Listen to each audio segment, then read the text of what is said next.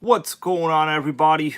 Welcome to Saturday Night Nitro Gang Live with me and all of you right there in the stream live comments. Guys, the last time you've seen this, and I don't know if you remember when you've seen it, because like I understand I've had a couple Savages on this channel over the year so far. In fact, today a Savage video came out. Now, the word Savage could be used as a synonym. It could be used as a noun. And this right here is both a synonym and a noun. You want to know why? You want to know why it's both a synonym and a noun? Because this Savage is savage, everybody. Grammar. Learn it, okay? All right, we got Rock and Roller RC. We got Tara Curry here. We got Nitro Gang Queen Melissa, Michael Sucha. We got Hoser1. How you guys all doing? We got KGM 5512, Texas Hill Country. Okay, every time I think of Texas Hill Country, I think of that wrestler. What's her name?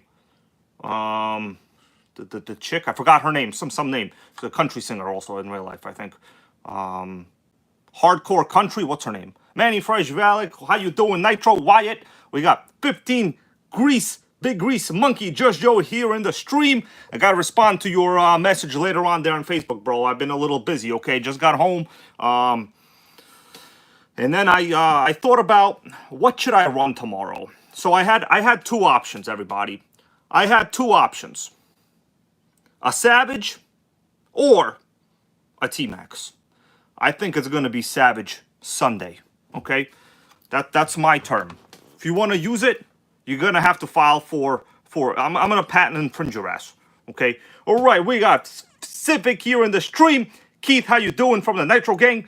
Hoser1 goes. Did the Jado brake flip today. So how did it go? Did you get brakes now finally? I hope you did. By the way, I have developed a second adaptation of the Jado brake flip. Other than just flipping the brake cam itself, you have to do something that Al Casa 52 here saw me do live and in person in his house a while ago. There's a second modification to the Jado brake flip. You got to remove the spring that is on the throttle servo. That whole linkage, the spring does not need to be there. You got to put something non-compressible there. Something about yay high, okay? Yay high. You know where I got that term, yay high? From those like TLC drama TV shows. Remember like those, those shows where people live without electricity. What is it called? The Electricity Zero free shows? Forgot. I don't know. Okay, we got A2RC. How you doing? Haywire RC is here with us right now. So, guys, the last time I ran this Savage was actually quite some time ago. In fact, if you go to the channel, you will. That's right, the Amish people. Yeah, the yay high. You know they're about yay high. We got Kelly Adams. How you doing? So this is the Savage 4.6, but the thing is, this is not just a regular one. This is actually, I think, the very, very first one. Does anybody know what was unique about the very, very first Savage X4.6? What was unique about it? So it has to do with a little bit of something called, how you doing there? Earl Moorhead goes, I've seen yay high many times. That's a good one, bro. That's a good one. So, this Savage has something special. What's up there, Pitbull Air Cool, JBLRC? How you doing, everybody? You see what I'm holding right now? Now, this is the Team Losi. This is a Team Losi Pro Start. It looks like a gun and a drill. Just don't hand it to Alec Baldwin. I know right now Alec Baldwin has a case in court right now, right, for his shooting. But this, the only thing it can shoot is a nitro straight in the back plate. Okay? All right. So, the question is, what is unique about this starter and this Savage? That's actually an important question. What is unique? Look at the shaft. What does the shaft look like to you? Does anybody know what this is called? So this is not the original starter, obviously. So this model came equipped with something called the Nitro Start. It wasn't called the Roto Start yet. Oh, we got Nitro, RC, and Electrics here with us in the stream. Happy to see you here, man. Sorry I didn't follow up on that second email from you there yesterday. I kind of went to bed early, you know. After the streams, you're a little tired, but I like usually stay up, you know, respond to like comments and stuff like that. Eat like a burrito I have frozen in the fridge. Yesterday I had no burritos. I had to eat like potato chips. Sickening. But the question is, what is this kind of system called for the Savage? This is not the rotor start system. So far, I don't see anybody with any rational reason or answer at all. Okay, Haywire, he goes, it's like the low C spin start. Yes. So this shaft is called the Nitro start. Okay. I'll show you guys the back plate later. It's not called the pull starter. It's not called the pro starter. It's a Nitro start. So the very first generation of the Savage, it didn't have the same rotor start system as the modern ones do. They had the Nitro start. So the Nitro start, actually, I've showed it in videos several times. I don't have one. It's almost impossible to get. It looked like a drill. It looked like a drill. If you ever see a Savage with like a starter that looks like a drill, not a rotor start, but it looks like a drill, that's the very first generation of the Savage X4.6 chassis. They are very good in my opinion. So yes, these are, in fact, many of you guys here saying the same as the low C LST. Luckily, thank God it's the same, okay? So yes, it's actually the same. There we go. You need the shaft. All right, more about this later. The goal is to make sure this thing is a runner. It has honestly been quite some time since I actually even like turned this on or ran it. So obviously the batteries are probably going to be toast by now. We'll check even if I still have it programmed in the radio. I might have like programmed over it. I don't know. Okay. Let me see what you guys are saying in the stream here. Edward Uhen, how you doing? He goes 6mm hex head. That's right. That's pretty much the same. People do that. So pretty useful. In fact, I think this kind of a starter is way more useful than the traditional HPI rotor start system, which has the little pin. So those pins break off like legit all the time. What's up there, Lucas Dolcup? Cody Evans, how are you guys doing? MGW Racing 24. Thank you guys for joining me here. So Al Castle goes single shocks. Yes, yes. So Savage X4.6. Single shock is all you need. Okay, in fact, this single shock is very, very good. I will say they are not as smooth as the dual shock setup, right? So I kind of do like the dual shocks, to be honest with you. Like in real life, I do like the dual shocks. But this is a more planted feel. These are big bore shocks. They handle jumps very well. Well, the suspension, it's not as plush, in my opinion. It's just not as plush. Now, I think I'm going to have to remove the engine in this video. We'll see if it goes down to that. Let me see what you guys are saying, and we will get down to business, right? Savage is a great truck to buy used, guys. Did you all see my video from today with the Savage Dynamite 28 and the 3-speed shifting? Who here saw the video? Come on. I mean, I got over 1,000 views already, which really is not that great, but like it's okay. I'm not here to complain. You know, I'm not a view beggar. Okay, I'm not doing that. But you guys saw it. I just want to kind of tell you right now, Pitbull Eric goes, I saw it. All right, awesome. I just want to tell you guys, the engine in that Savage was literally just broken in that, like a little before that video. So the thing is, I wasn't really doing speed runs. I did hit 44 miles an hour with the 3-speed, right? But it was just a Dynamite 28. It wasn't even like a big red. It wasn't anything that exciting. It wasn't an LRP 28. It wasn't an LRP 32. It was just like a regular Dynamite 28, which is because the stock 4.6 in that particular Savage, the block, I think it had a hole. No, it wasn't a hole. It just had low compression. Just the block was bad for whatever reason. Dan Davidson, how you doing? Noodles Racing is here. He goes, good point here. Spin start spins clockwise. Rotor start spins counterclockwise. That's a good point. All right. So we're going to continue, guys. I got to check which radio this is. It's going to be a whole adventure. My possibilities for running a Nitro for tomorrow for Nitro Gang Sunday at the RC track were either a T-Max short chassis with a 3.3 or this Savage. Now, who wants the short chassis T-Max? If you want the short chassis T-Max with a 3.3, I'll put this thing back. I'll go get the T-Max. If you want the sickening Savage with the best crazy brakes in the world, this thing has such brakes, when you press the brake, it like front flips on you. Like, no matter what you do, the brakes are insane. All right, so who we got here saying Savage? Who we got saying short chassis 3.3 T-Max? That's actually a very, very rare truck. It was only made, I think, for 1 year. I think 2006, the short chassis with a 3.3. I think 1 year. Okay, Hoser 1 goes the sickening Savage. Okay, Earl Moorhead goes longer chassis, better for the track. That's what I'm thinking. So that T-Max, it pulls wheelies really easily, but like in a turn, it's going to be a flip fest, right? So Terra Curry goes both. Dude, you got me between a rock and a hard place. I mean, I guess I could do both, but it's a lot of prep for one video, you know? I can't be doing that. So basically, it'll be easier for me to run just one, because like in reality, there's going to be a couple of my friends over there tomorrow, and generally, you know, I like to help around. I like to see what they're doing. So I'll run with them, of course, also. But for the most part, track support assistant, man.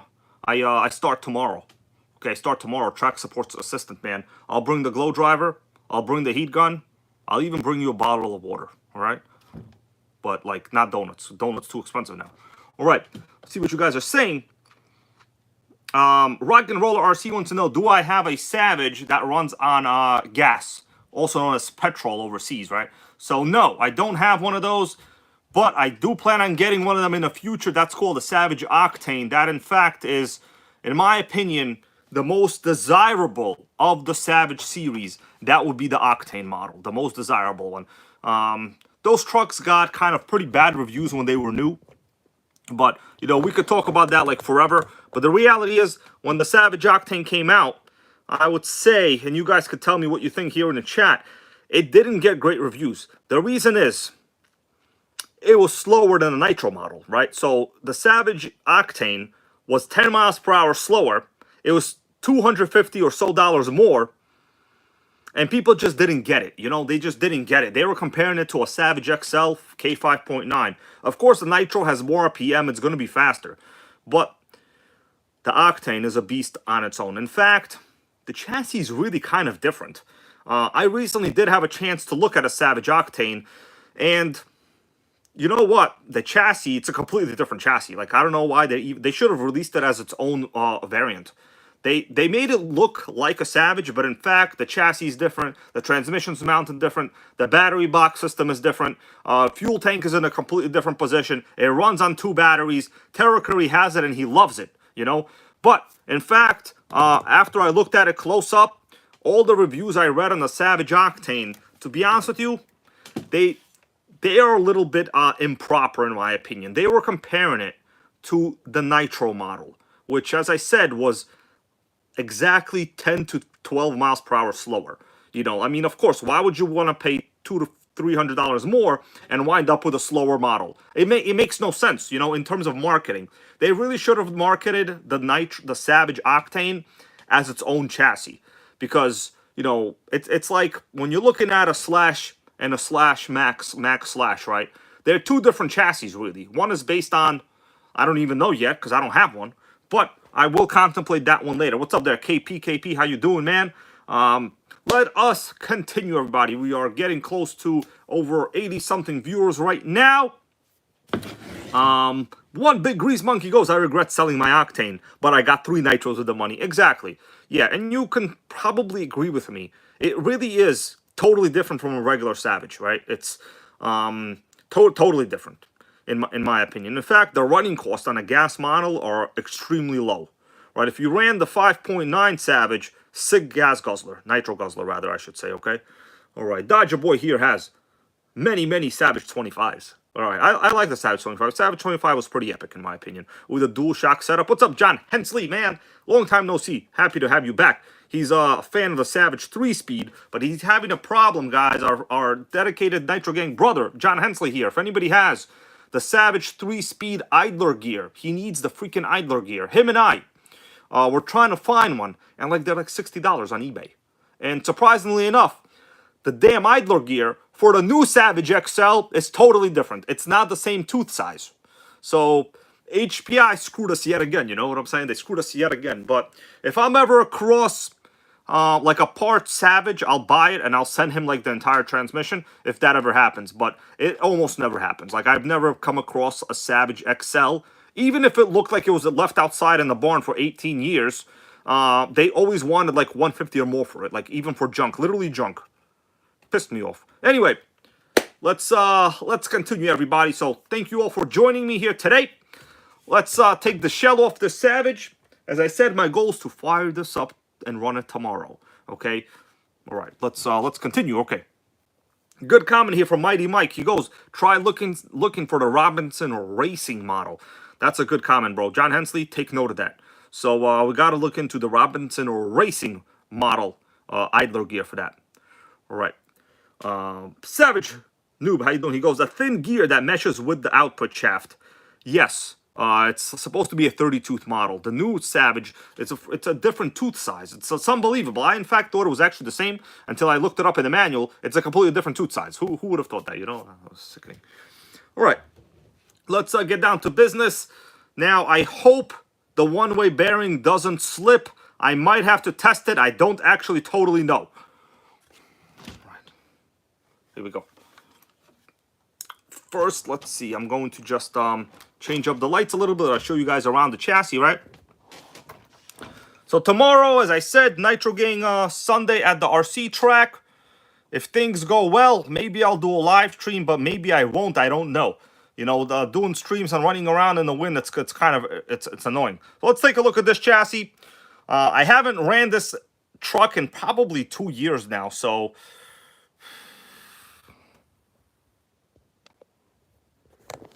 let me adjust the lights a little bit. It'll get a little better here, guys.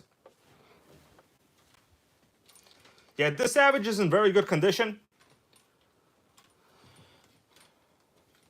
But if you look at the older videos, I ran it fairly rough. Like, I'll be honest with you, man, I did not go easy on this thing at all. Like, at all. Let me get set up here. Oh, sorry for that. A little accident.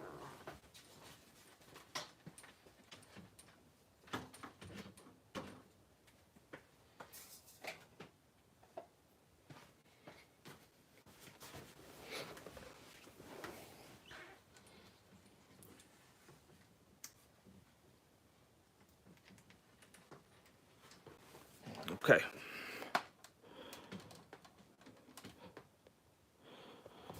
All right.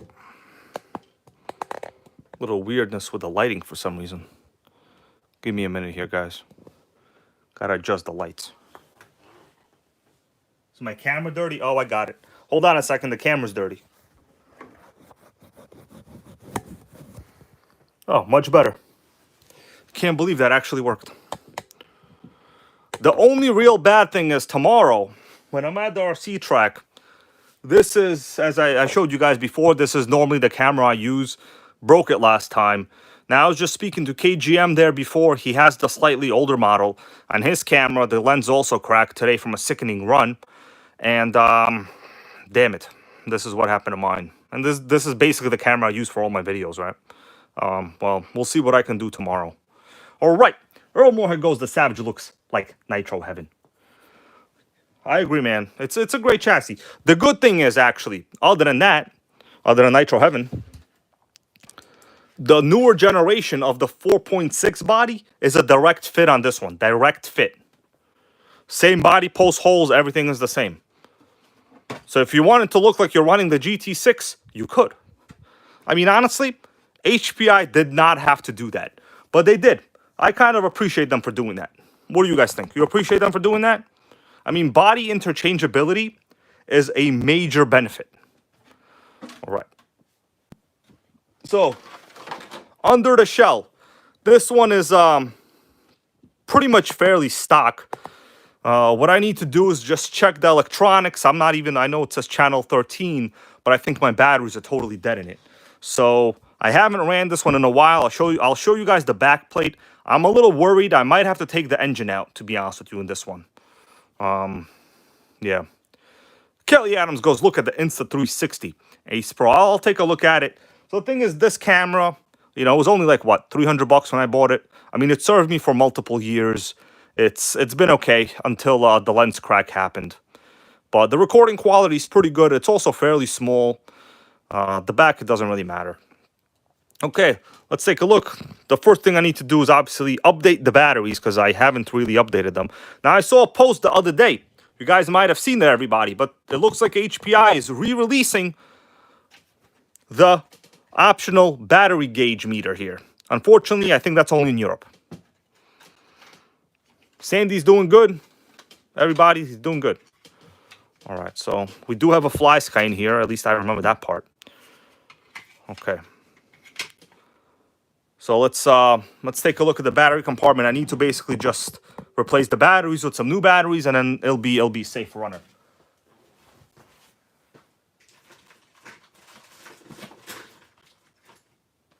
Okay. The battery replacement might not be the funnest thing, guys, but you know, I appreciate you being here, hanging out on a Saturday Nitro Gang Live. So this is the way this thing comes up. There's like a dual mounting system here. You have to remove the support tray over here. It's like clipped in. So you got to remove the support tray. Then you can get to the batteries themselves. Yeah, the last time I ran this was super long ago. Really in your best interest. Yeah, Terra Curry goes, he got many battery indicators to order. Oh my God. I see some not too good results here. By the way, top tip, when you're using the double A's here and not, well, this is JST connector, so you kind of have to use the double A's. Make sure you tape your batteries, okay? In fact, one time when I was running a Nitro in one of my videos, just a guy was driving by, right? What's up there, Grizzly RC, man? Guy was driving by and he goes, oh man, I had a runaway the other day and it was a Savage. So I take a look at his batteries. His batteries weren't taped. So obviously what happened is one of the batteries popped out and he had a runaway. So if your battery pops out, you better hope your throttle return spring is good. Of course, he didn't have a throttle return spring either. Unbelievable. But yeah, make sure you tape it. Top tip right there. Rock and Roller goes, I use a hump pack. Yes. I would also love to use a hump pack, but HPI has this like prehistoric way of using JST plugs. So if you want to connect, yeah, you could easily change a connector A2RC. You would have to change this entire, basically these switches are cheap. It's no big deal. I could do it, but like this system is fine. I don't mind double A's. In fact, I don't really run this truck often enough where it really matters. There's a little bit of corrosion. I'll clean this up. We'll check out the radio gear. And then we'll take a look at the rest of the chassis. Okay, John Henson goes, yes, good idea. I was wondering why you do that. So these trucks go through so much vibration, even a tiny little pop out of this battery, right? And these battery packs sometimes break. You could see right now, it's already starting to deform a little to the left right here. So if it pops out, no fail-safe is going to do nothing. Your fail-safe will be toast. See, what year are these batteries from? These batteries aren't even that old. Expiration date good through is like March 2020 right there. March 2030, sorry. March 2030 expiration date. It's not even that bad. Yeah. We could all talk about, you know, how long batteries, this and that we use. Double A's for like these stock servos are pretty adequate. I've really never ran into a situation where I needed more juice than double A's. Like, but I understand some people like to go a little nuts, you know. Okay, it's a little dirty over here. Some oxidation. We gotta clean the battery connectors. Thank you guys once again for joining me. For those of you just coming in, I am kind of just going over the Savage. So yes, I see you guys are saying you could just install different connectors. I could do that, but you know, honestly, the entire switch on Amazon, it's a couple dollars. It's I don't want to mess with wiring if it's a couple dollars. It's better to just get a completely new switch, in my opinion. You could do that, but I never really had a problem with the stock Savage system. Like, really never happened. It's not the most convenient system because they do use, as you just saw, this old style of battery connector. All right, that should be fine. I don't see anything crazy wrong with that right now. Okay, let me put in the new batteries, and we'll move on. One thing at a time, guys. One item at a time. If you're just joining and you haven't hit the thumbs up, please do me a little solid there. Hit the thumbs up, you know. I take a good amount of time every week to put these shows together. You know, I'm not here complaining, begging for it or nothing like that, but just saying what can be possible. Please make it possible, okay? That would be great. So, let me just hold this to the side. Let me make sure. Okay, so we do have power there on the receiver.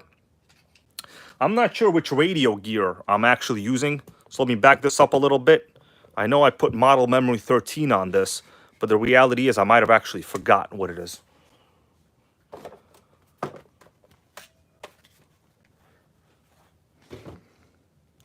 We're going to see. What's up there, Benjamin Martinez?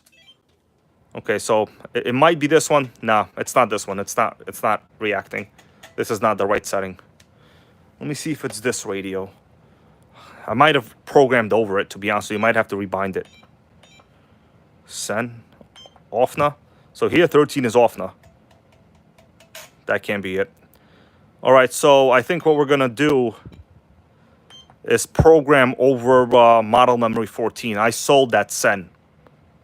All right, so we got model memory 14. I'll just program over it, and we'll rebind it. Let me get my bind plug, everybody. So these Fly Sky systems are fairly easy to work on. In my opinion, they're pretty reliable. We got Stone FPV. I was just speaking about you flying those sickening drones yesterday. All right, so what I'll do, we'll bind it basically. Put in the bind plug. These systems are so easy to bind. That's it. There we go. Hold bind. Oh no, this has to be on. Yeah, this rate the receiver has to be on when you're binding it. Receiver has to be on. All right, so receiver is on. It's blinking. It's blinking like it wants to party. We'll just hold the bind. I'll turn it on. That's it. It's set. Super easy. Check that out. Yeah, it's the world's worst steering. I know that. But we do have a functional system now. It's fully binded. Super easy to work on these Fly Sky systems. You know, I know some people like to go for a little more functionality, but like honestly, like this has a ton of functionality. We got over 110 people here in the stream. Thank you guys for appreciating the Nitro world as it is. All right, so we do have that. Man, I'm surprised this wasn't already binded actually. Let me check the brakes. Okay, we're gonna have to adjust a lot. Okay, so here's the problem. Throttle servo is reversed. So we're gonna have to reset the throttle servo position, rather not position, but reverse it. So channel 2 will go to normal. Steering is also reversed. So we'll go to channel 1. Normal. Yeah. Good. Do we have brakes? Yep.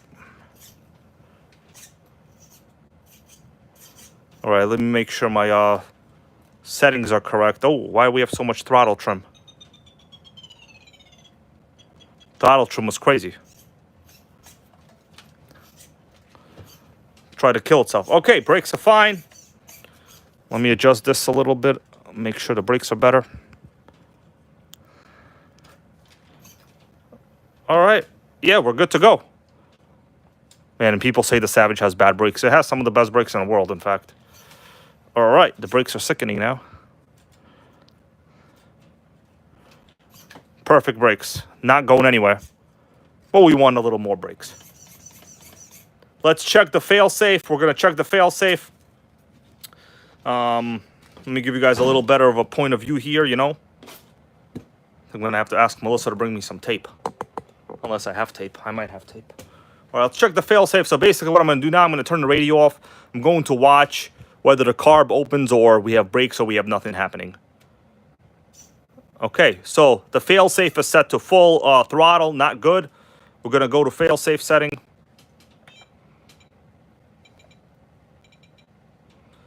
Channel 2. And we're going to go right here. Done. I think I see what the problem is. Our EPA is not 100%. Okay, so let's go to EPA. I'll go to channel 2. Yeah. Our EPA was only 100% on the brakes, as I'm pressing the brakes right here. Very important to make sure your EPA settings are correct, or else you're going to be manually adjusting brakes when really it's your EPA that's incorrect. Mine was 52 because that was the programming on the old chassis I had it on, right? Makes sense, okay? Australian RC goes, do all Nitros have a failsafe or cutoff switch? So none of them have any cutoff switches. There's no cutoff. But a failsafe is usually just a radio feature. most modern 2.4 gigahertz systems, not even this one, all of them basically have a failsafe. How you test it? You turn the radio off. You got to make sure that your brakes engage. In this case, you just saw it was set to full throttle. All right, so let's increase the brakes a little bit. I don't really like to do 100% on the EPA for the brakes. All right. Okay, that's... Oh, sorry about that. Had a little light malfunction. So you guys know I don't really like to do 100% on the brakes on the EPA. Basically, it overstresses the servo. You should have a proper linkage that when you're at like even 70 or 80% throw on the servo, you have enough brakes. If you're really having to go all crazy out, that is just not really a good idea. So I'll set it to 70 on the brakes. And that way, I'm not really overstressing the servo too much. Make sense? Yeah. Gavin Williams, what's going on, man? All right, so let's check the failsafe right now. We got brakes? Yeah, we got brakes. You can see it right here. Brakes are applied. Failsafe is solid. All right, radio gear is good so far. And that was it, guys. That was basically the whole radio gear test right there. Nothing that crazy, right? You know what? Let's put in the model name before I forget what model it is. So this is not the Sen anymore. I sold the Sen. Okay, so name, HPI, A, B, C, D, E, F, G, H, C, D, F, G, H, I, J, K, L, M, N, O, P, H, I, J, K. HPI, we'll just put in HPI what? HPI. Why do they give you four place values for the radio? Let's face it, you need like 8. HPI S, I guess. HPIS, which will stand for Savage. HPIS. It could be for Super Nitro, but I think I would name it as a Super Nitro RS. SNRS, if it was a Super Nitro RS4, something like that, I think. All right, so radio gear, we're good. I'll turn it off. That's one thing you got to check. You always got to check the damn failsafe, the batteries, the radio gear, all that. Let me tape up the batteries. Now, I know you guys are probably yelling at the screen right now. You're like, oh, bro, hybrid. Why are you not using our hum pack?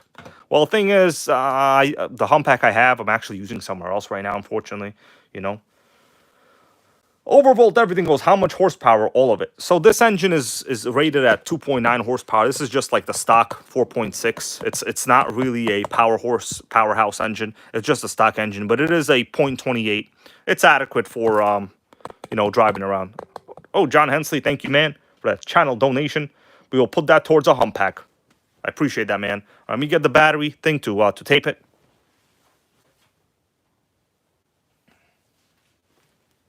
Hey, Melissa, can you bring me some tape? I lost my tape.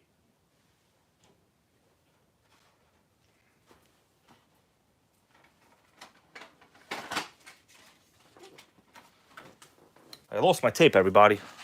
Let me see if actually... Thank you again, once again, for that channel donation from John Hensley. I wonder if these 3D printed head covers I made will work. The thing is that they're freaking defective. They're not... They don't even fit this engine. It's already scratched anyway.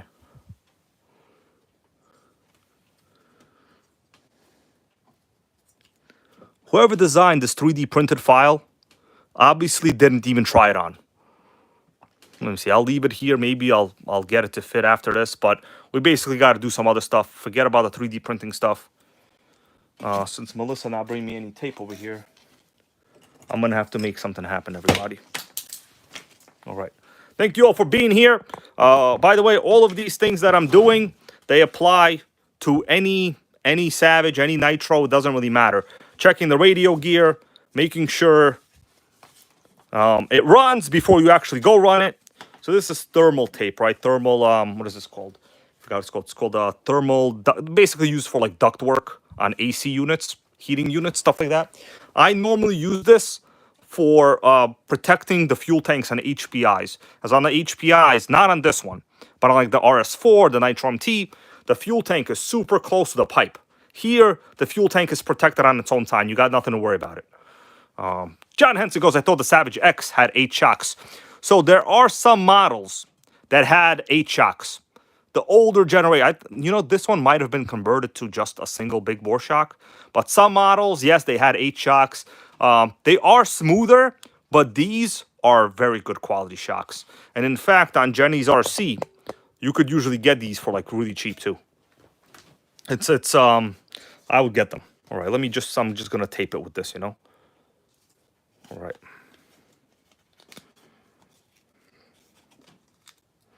This is thermal tape, basically. It's like a fiber reinforced tape. But I use this for fuel tanks, as I said earlier, guys. All right, so tomorrow, big RC day for me. So, yeah, Noodles Racing here agrees. Yes, it's good to protect the side of the fuel tank. That's what I use it, you know, for on the HPIs. Usually, on the RS4s, the fuel tank, in any collision, the fuel tank will literally hit the pipe, rather. The pipe will hit the fuel tank and it's toast. It's over for you. In this case, I'm just using what I have right now. Obviously, the battery doesn't need like thermal tape like this, but it's pretty good. This stuff doesn't stretch. It has pretty good adhesive qualities. There we go.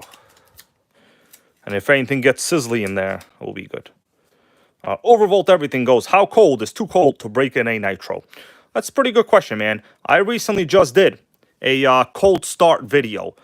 But it wasn't a break-in video. It was a cold start video. So the thing is, your engine heats up quite quick, really. If it's cold, you lean it out a little bit more. So you're really not going to have a problem. I've broken in a ton of engines in the cold. Now, depending which engine, what's up there? All Aspects RC, man. Team Savage. That's true. That's true. Depending on if you have like a crazy race engine with super crazy compression, it's going to be tougher. You're going to have to preheat it. If you're talking like about a Traxxas 3.3 engine, they're pretty, you could break them in the snow, you know. Nothing crazy going on there. You know, as long as you hit like 210 degrees, like around there, you'll be fine. You know, some of the Traxxas have apps. You can use the app or you can just check it with a tester. All right, let me put the stuff back. To be honest with you, man, I don't really like the battery components of this chassis. They're a little bit annoying to work on in terms of space. You know, one would think that a Savage would have a giant battery area, right? But it actually doesn't. It is, though, perfectly designed for the hump pack, everybody. Just so you know, I just don't happen to currently have a hump pack at all. Forever Young RC goes, that stuff is also great to protect the body where the pipe is. Yeah, anything with heat, this part is awesome. But actually, the Savage is a well thought out chassis. The pipe is separated from pretty much anything that can get damaged. You know, obviously, there's a giant twin vertical plate chassis in the way. You know, so here, also today in the video about the Savage, right? Somebody left a comment saying, "Man, why don't you get the you know, like a better pipe? Why are you running this plastic pipe with a big block?" First of all, they're always a big block. It's not even. Oh no, that was the Dynamite. But these are still dual chamber tuned pipes. So in terms of power, you're not talking much, right? It's not like you're going from a muffler to a tuned pipe. You're going from a pipe to a pipe. You might have like a 5% difference, but in my opinion, that's probably it. How you doing there? We got Woogie Nitro here in the stream, and Michael Knight. Michael Knight with a good question. I'm gonna answer your question, guys, and then I will continue with what I'm doing, okay? I appreciate your comments. I don't want to just babble here for no reason. Michael Knight wants to know, can a bad clutch make your engine not idle, right, or stall when I brake? The answer is yes, 100% yes. So when you're firing up the nitro engine and your clutch is weak, what that means is your spring somehow is weak.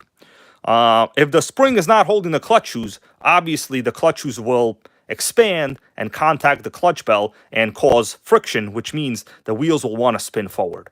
So yes, if you put the truck on the ground or a car on the ground and you're cutting off the spinning of the wheels, your engine will generally die. It depends how bad the clutch spring is. If it's totally gone, you won't be able to even fire it up, because as soon as you fire it up, the wheels will want to spin. So there's a lot of elements there, but I would really recommend you take a look at it, even if you suspect that it's bad. Really, in your best interest, take a look at it. Oh, what the hell is this? I have a wire going between. I have a wire that I put in between the battery pack. That's some sickening results right there. In all of my repairs, I have a wire that I shouldn't have put in there. All right, I'm gonna have to disconnect this really gently. So that's what happens when you babble sometimes. So it's no big deal.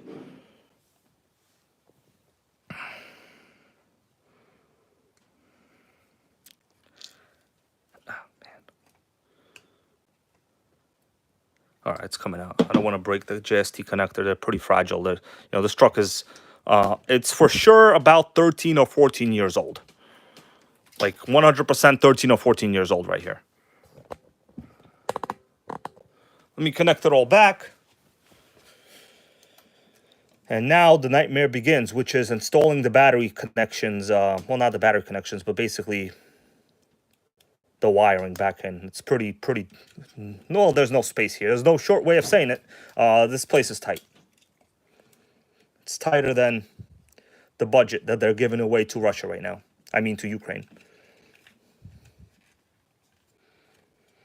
All right, let's just tuck this in. Not very convenient, I will say. And these wires are fairly old. I could tell the servo wires, they have lost some of their elasticity already. Not very awesome. The elasticity is gone. All right, so this has to like go around here. I'll plug it in there eventually. It's pretty annoying. It's like, what's up there, Eric's RCs, man? How you doing? Thank you guys for once again being here. I know I tend to say it a lot, but that's because I mean it. Okay, we got this plugged in. It's real annoying. And then you got to like route these wires in a particular way, or else the battery box won't even close. It's real some sickening stuff. Lucas Talkup, man, feel better. If you're having stomach cramps, I highly recommend you take some charcoal, activated charcoal. You'll be surprised. Activated charcoal is a lifesaver. Lifesaver, man. I take it sometimes, as well. All right, let's put the battery box in. You see right here, the wires on top over there. Let me zoom in. What's up, RC everything? Look how squeezed the wires are on top of that receiver. That is, I don't like that. One of these pins come out, you're not going to be good. But like I said, the battery box in the Savage, it's pretty tight, It's pretty tight. There's a lot of stuff going on here. Not my favorite. Got to make sure everything is in its position. Let's put on the top cover.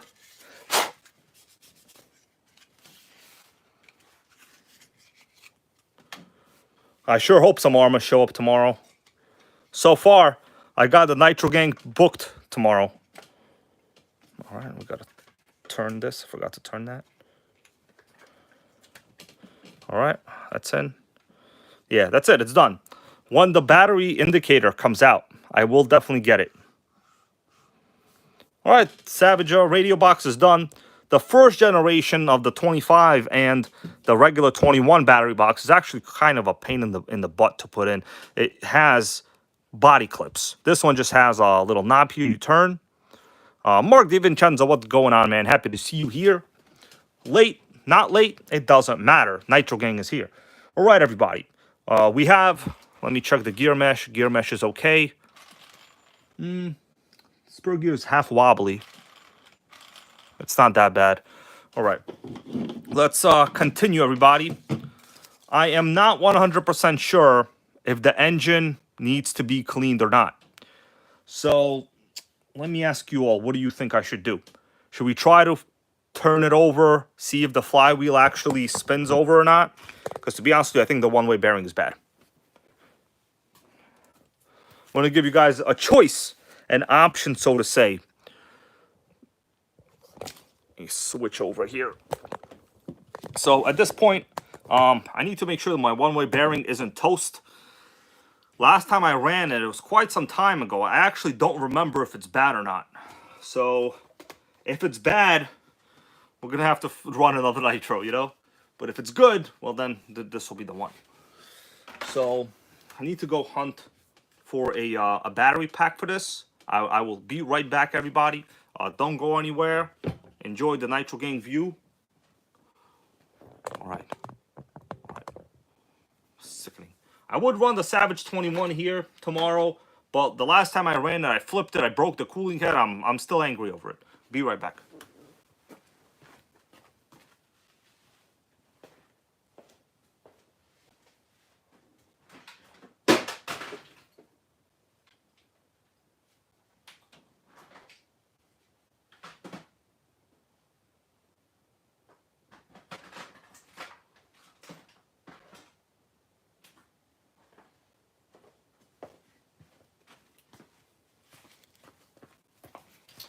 All right, guys, I'm back. I got a electric starter thing here. Let me just check to see if it works.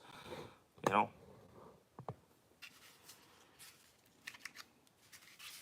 I'm gonna plug this battery that I've basically just bought like a Tamiya plug to Dean's adapter. I honestly don't remember if the one-way bearing slips on this truck. I ran it that long ago, so we're gonna have to find out together. You know, if it slips, it's not gonna be that great for me. What I don't remember is which direction this spins in. I know it might be the opposite direction. If it is, you know what? I used the drill in my last video. Let me see right now. If anything, I'll just use the drill tomorrow. It's no big deal. I don't need to use that low seat starter, actually. The Team Associate starter. See what you guys are saying. Nitro RC the electrics. That was a good one. I like that one. All right. Let's flip it around.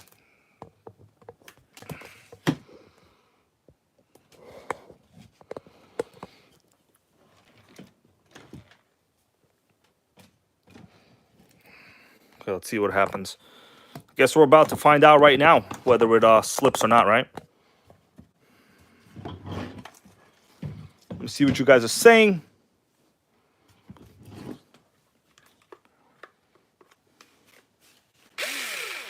I honestly don't remember if this spins right or left, but I'm assuming it's the same as like a Losi. As associated, maybe. So, let me see. We'll know right away if it's the wrong direction. If it is, I'll just put this in a drill. We'll see. But it might slip.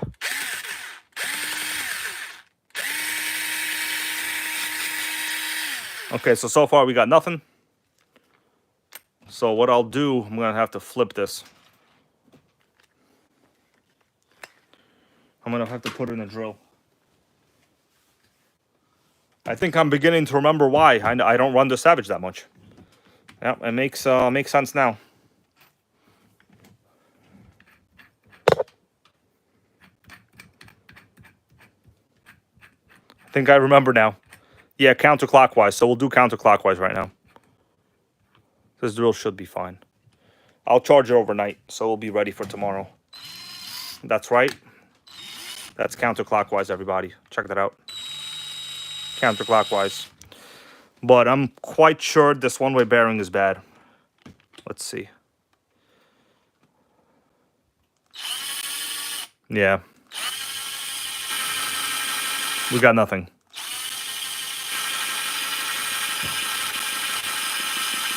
I think the one-way bearing is toast. The drill is toast too. But the one-way bearing is even more toast. All right, let me think what we're going to do. I don't really want to have to dig into this engine, to be honest with you right now. You got any motivational words from anybody? When it fires up, when it warms up with a heater, it might actually be okay. I didn't want to have to dig into this engine tonight. What are we going to do, everybody?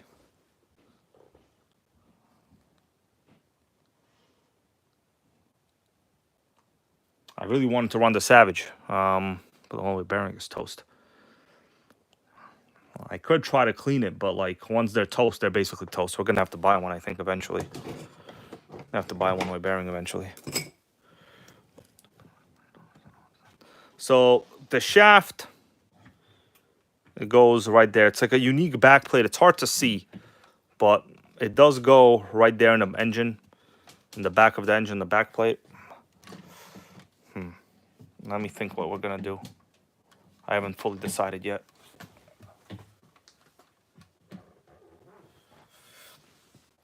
Could probably take the engine out.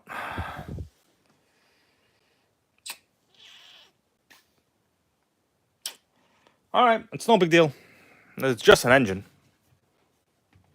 Yeah, John Hensley, this uses this kind of shaft. All right, everybody. I don't want to have to do it. I think we have to take the engine out. What do you think? We got yes or no? What do we got? What do we got? I mean, I'll only do it if I'm motivated, obviously, you know, otherwise. It's... All right, so first thing, I thought it was going to be good. All right. Let's get down to business then. Let's rip her up. Everybody's saying yeah. It's always fun to watch other people take engines out, right? It's all right, it's fine.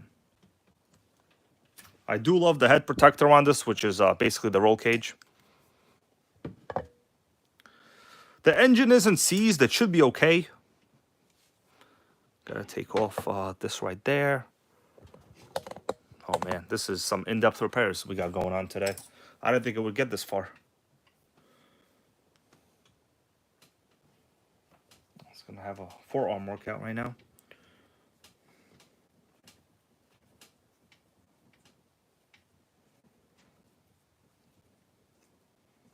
But not a bad way to do a little bit of maintenance.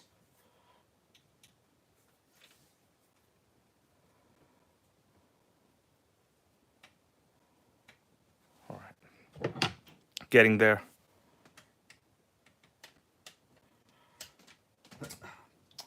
Problem is this thing is a little tough to remove. Okay, here we go. That's all I needed to do. All right, flip the roll cage open.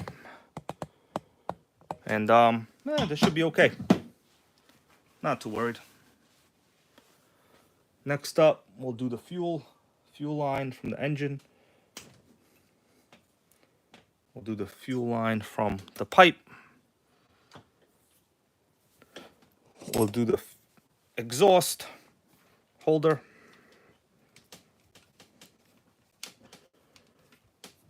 Well, my simple prep turned into a lot more work, I see.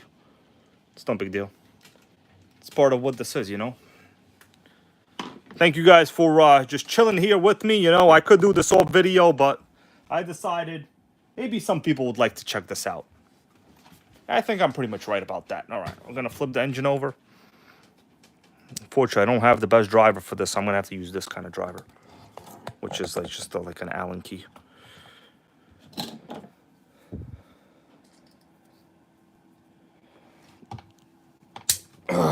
Okay, that one broke loose. So we're going to take the entire engine out. Not a bad idea also to inspect some of the running components, you know, stuff like that, maybe for leaks. These use pretty giant engine screws as well.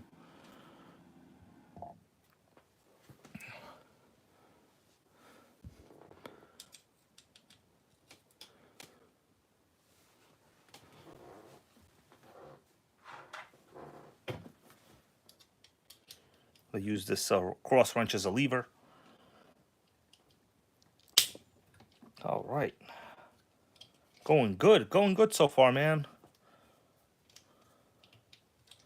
Going good so far. You guys having an okay time? Feel free to tell me. I don't mind that. But if not, you could tell me that too. That's fine. You know, I'll take criticism. Ain't nothing wrong with some criticism.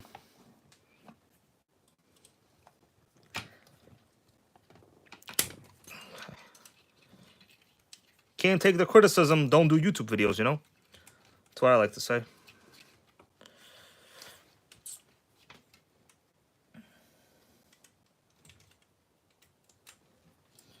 All right, engine's almost out. Actually, it's not a bad idea. I could clean it. I don't think this truck... okay, Pitbull Air Cool, bro. Thank you for that. I know you're always here. Well, not always, but, you know, most of the time, of course. But listen, it's nobody's job to always be here, right? Like, I don't expect you guys to do that. You have your own lives. That's fine. You know, this is, like, stuff I do in my time. It's fine. Boom. Gotta say, man, taking this engine out, honestly, is not that big of a deal. Putting the screws back in is kind of a deal. All right, we got that one. All right, kind of a little hack. How to get a little leverage rather. Did I say leverage? It's not leverage. It's definitely not leverage. Lotus 420 always here, of course. Question is Lotus 420 going to do a stream tomorrow? That's what we all want to know. Leverage. Don't say leverage, okay? Leverage, incorrect English, man. Incorrect English. All right, engine is basically out. Just got one more item there on the side. By the way, Trox's air filter fits perfect. I think this is a nitro slash filter, if I'm not mistaken. I think this is a nitro slash filter, yeah. Got to just remove the throttle arm, and we are good. Probably easier to do that with the fuel tank off. Okay, done. And guys, the engine It's a pop out. It's going to pop it out. Yeah, boom, there you go. Popped it out, everybody. So there's a look at that back plate. It's not at all like a rotor start, as you could tell right now. It's basically like the MGT 8.0 or the 4.6, the 6mm shaft style. That's what's up with that. The Nitro Start backplate, pretty rare, hard to come by. All right, let's move this to the side. We'll dig into the engine a little bit. Let me take a look at the chassis over here. It's a good way to examine anything crazy wrong with it or stuff like that, you know? That looks fine. Some dirt over there. You know, I'm looking at this right here. And yes, some of it is dirt, but some of it appears to be clutch material. So this truck definitely has a Teflon clutch. It does appear to be clutch material. What do you guys think about that? Let me try to clean some of it, but it does appear to be clutch material.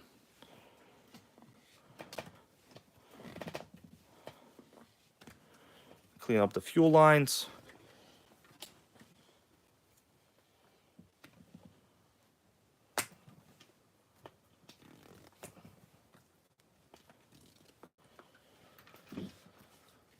That I am not too happy about. We might take a look at the clutch shoes. Depending on what condition they're in, I'll have to adjust the truck I'm running tomorrow. If I could just please ask Melissa to get me those wipes I bought today. Can you bring those wipes down, please, if you can? Overvolt goes, is aluminum clutch better or no? It depends. It depends. The Savage XL uses aluminum clutch shoes. They're very good. They last forever. The Teflon don't last as long.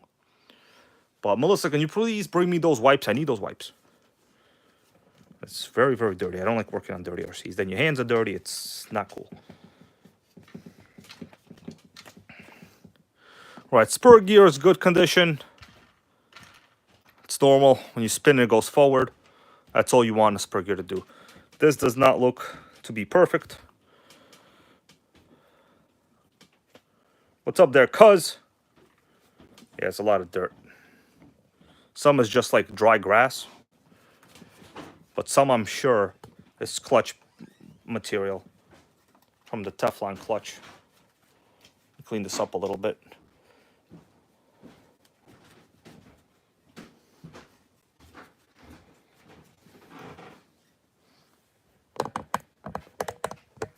All right, that's good. Thank you for that. You can give me the. Take this back, please. Take that. Can you please take that? It's dirty. All right, guys. I got some new wipes over here today. Antibacterial. Just want to make sure no nitro germs get on my nitro. You know, especially if they're hanging out with the armors. Just kidding around. What's up there, cuz? Yeah, Nitro Queen and I, we're doing all right, man. We're doing all right. You know, cleaning up nitro right now to run it tomorrow. Ran into a couple more problems than I expected, but that's all right. That smells pretty good. Let's see, Walmart wipes. I do like these wipes, honestly. They're pretty good. Let's clean up the side of the chassis. Make sure it's spick and span, as they like to say. I don't know who says that, but people do say that.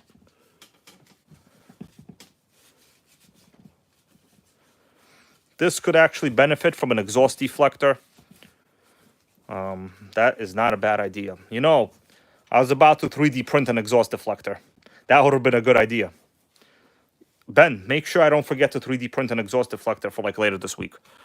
Please. All right, whatever. The truck is fine now. Let's get down to the engine, all right? I mean, let's hope it's normal.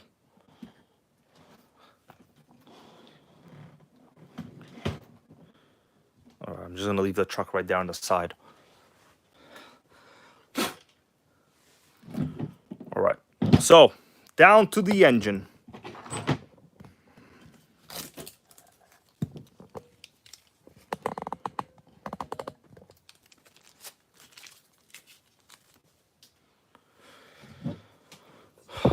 Let me clean up the side a little bit.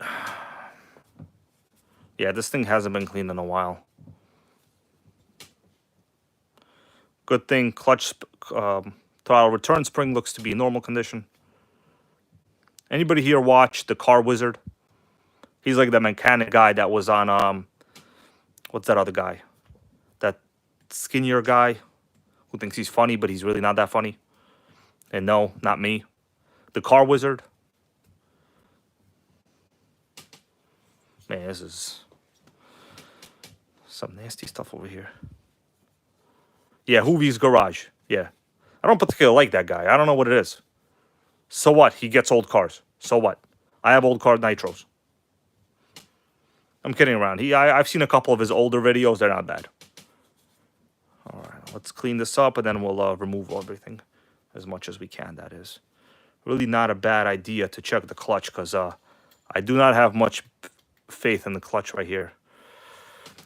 Yeah, Hoovie's mechanic guy, the Car Wizard. Forgot where I was going with that. But basically, I do watch that guy.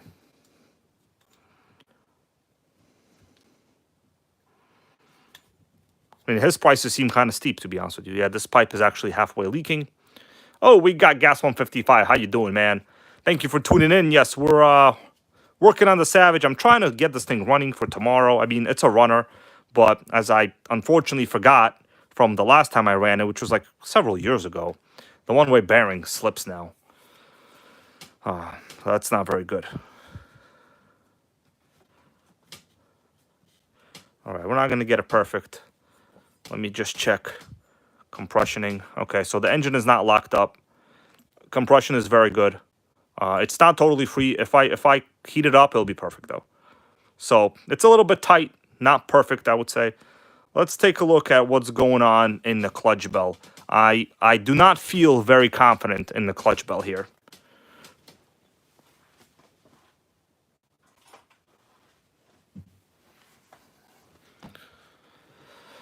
All right, guys. Let's take a look inside the clutch bell. I'm hoping the clutch shoes are not toast. They appear to be toast.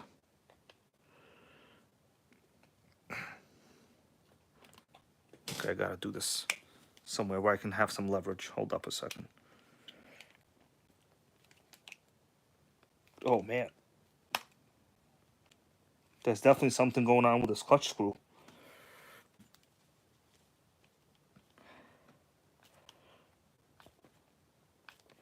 Hold on, guys. I'm struggling here with the clutch screw, okay?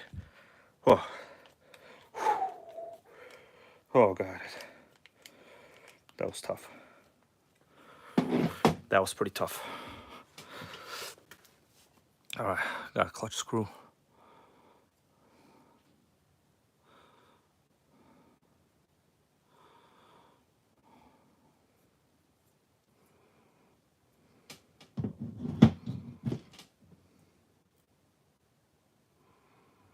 All right, the spacer is very important. Without the spacer on a clutch bell, it's not going to go in correctly at all. Let's see what we got. We're going to take a look at it, everybody. Let's hope the bearings aren't toast. I mean, the bearing is definitely toast in the front. I could see right through it. Yeah, that bearing looks like it's been halfway destroyed. The shoes look not terrible. Let me clean up the inside of this clutch bell first. I'm not sure if I have these bearings.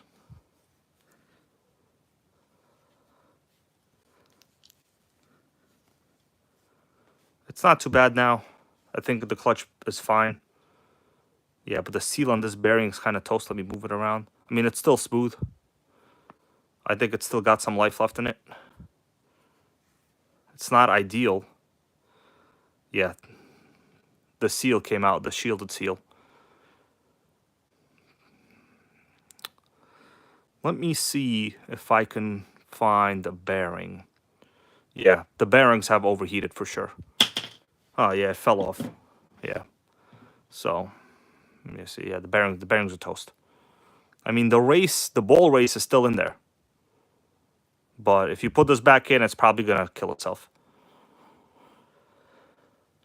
All right, the inner bearing. What about the inner bearing? Inner bearing is blue, so that means it's overheated for sure. Also, the race outside is dead as well. Damn it. The inner race is dead. Oh, the shielded part. Okay, gotta think now. I gotta think now. We got a little situation. I didn't expect the clutch bell bearings to be dead. Melissa, can you bring my yellow toolbox, please? I need my yellow toolbox. Please bring the yellow toolbox. Everybody, we get a little shout out from Melissa over here. She's my RC assistant support crew. Yellow toolbox. I might have the bearings I need. What's up, Pandaphobia? Let me go look around.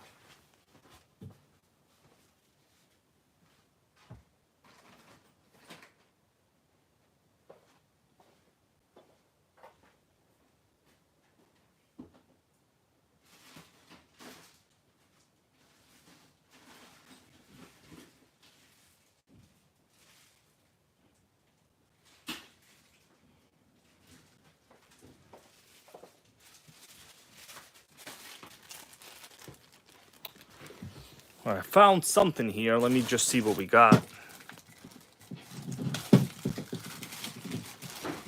So one thing I found is this OS E-Start for OS engines. Very, very rare. It's the entire one-way bearing assembly, the starter shaft, literally everything.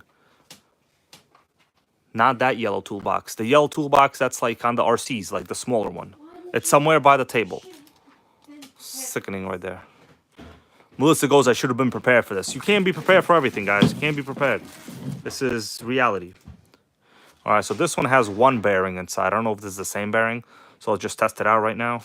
It might not be the same bearing. I'm going to put it on the shaft to see what happens. If this doesn't work, it doesn't work. But I think it's the same bearing. Okay. We got one good bearing so far. It appears to be the same size. This one is good for sure. Okay, Nitro parts have saved the day, but where the hell is the other bearing? Don't know where the other bearing is. All right, so one is good for sure. I'm going to put it in there. Well, guys, what do you think about that? One bearing is good. Sickening. We need one more. There should be a yellow toolbox. Where? Somewhere by the RC. The new one. Yeah. Yeah, Eric's RC goes comes down to one bearing.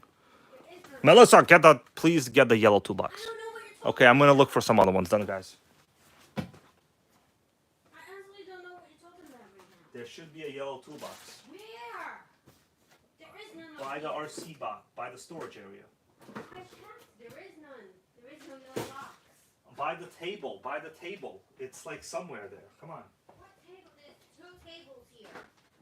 The one that we sit by or the one over here?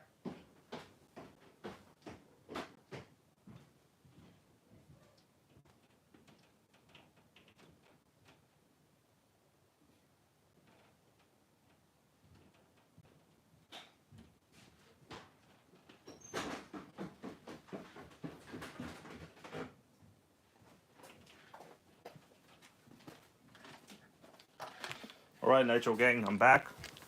I guess I described the toolbox as the incorrect color. It's actually orange. I don't know why I said yellow. All right, so we are one bearing away. One bearing away. You think we got one? I don't know. These are pretty much basic bearings. All right. Thank you guys for being here. I see we got Fort Donkey. How you doing? All right.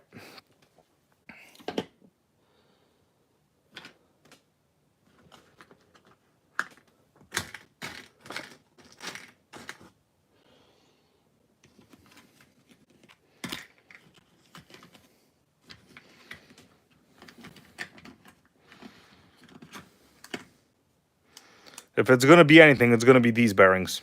So, guys, let's hope it's these bearings. Anybody know what this is? Pop quiz. What's this? Pop quiz. What's that? Where are you going to go to a Nitro Gang Live and get pop quizzes? Nowhere. All right.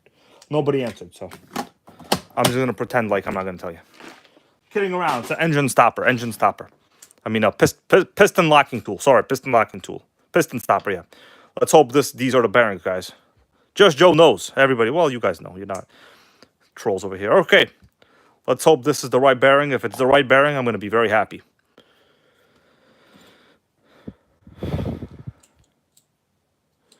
And it's, of course, not the right bearing. It doesn't fit into this part. It's not the right bearing. The bearing's too big. I'll have to look for other bearings. It's not the right bearing. We need like a Traxxas bearing. Let me get back to this now. Figure it's not the right bearing.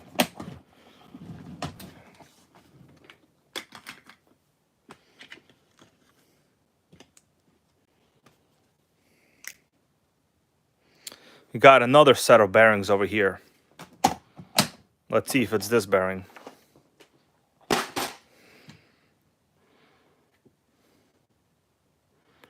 This appears to be very narrow. I don't know. Let's see. Maybe it's in my head. Nah, this definitely nowhere close to the same bearing. This one is too thin. It's nowhere close to the same bearing. If I put it in, I mean, it'll work, but it won't be spaced correctly. Damn it. All you need is one bearing. That's all you need, you know? I'm going to have to put one of the bad bearings back in.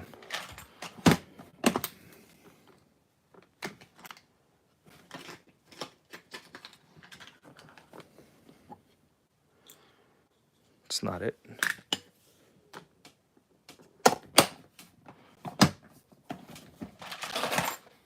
Let's take a deep dive inside, I guess. I should have one of these bearings. If not, I'll have to cannibalize another engine.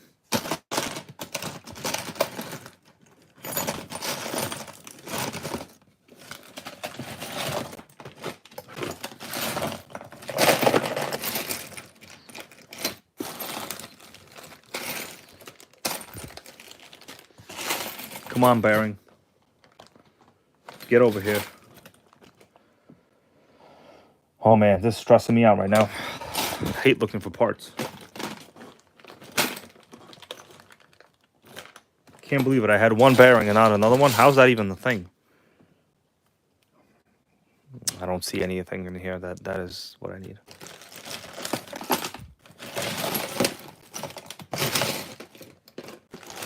All right, so this toolbox is useless. We found nothing here. Let me go look at some more tools somewhere else. Hold on a second there.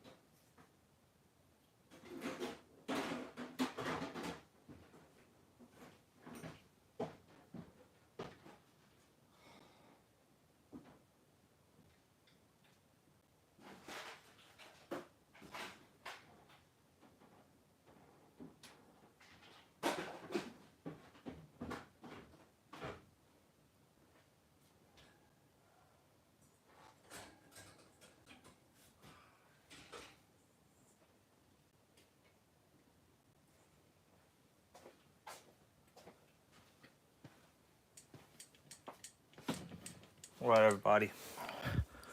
Sorry for the wait. I have dug up another engine I have. This is basically a toast engine. It's junk. But it does have a complete assembly on it. The carb is also good. I just keep it for like parts.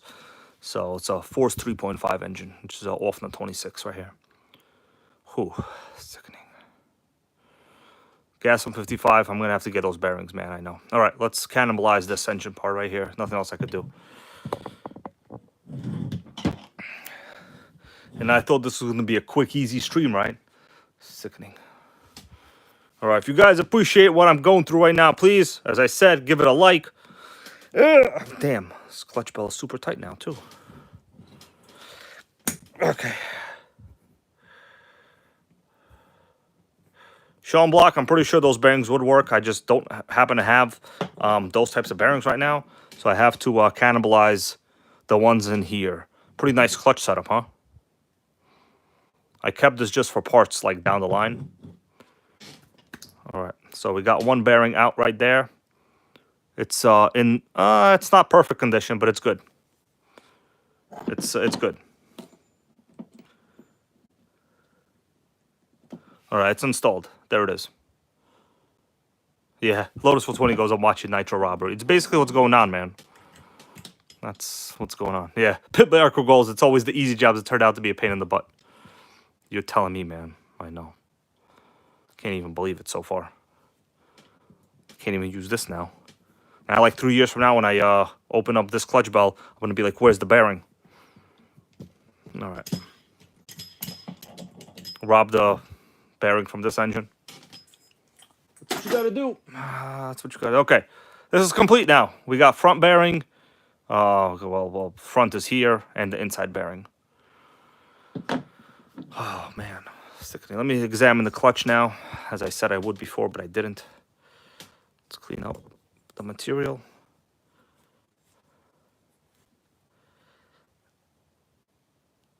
All right.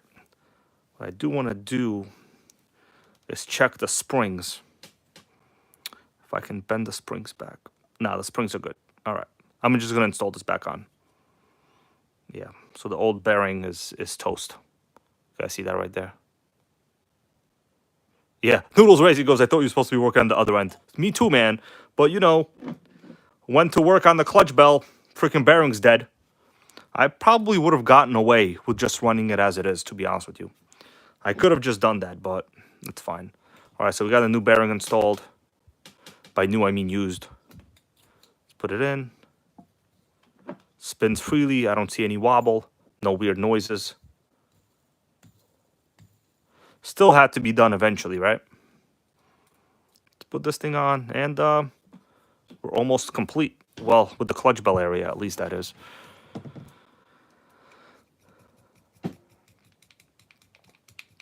Thought this was just a simple prep video, but no.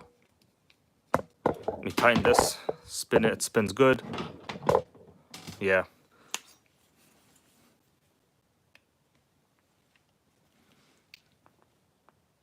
All right.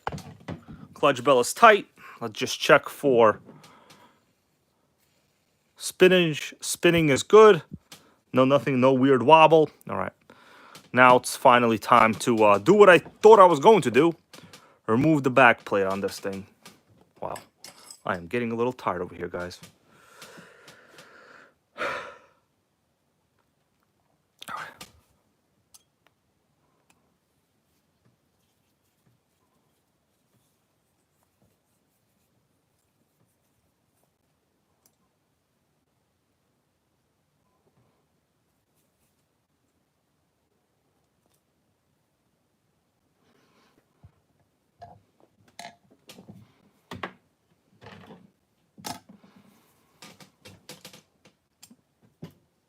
So it's pretty much a symmetrical design right here. It doesn't matter which position it goes on, which sometimes does matter on certain style of starters.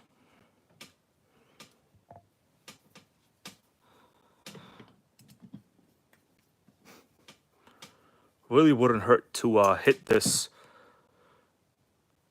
header with like a wire wheel. What do you guys think? Little wire wheel on that header. Set it straight, right? That would set it straight, I'm pretty sure.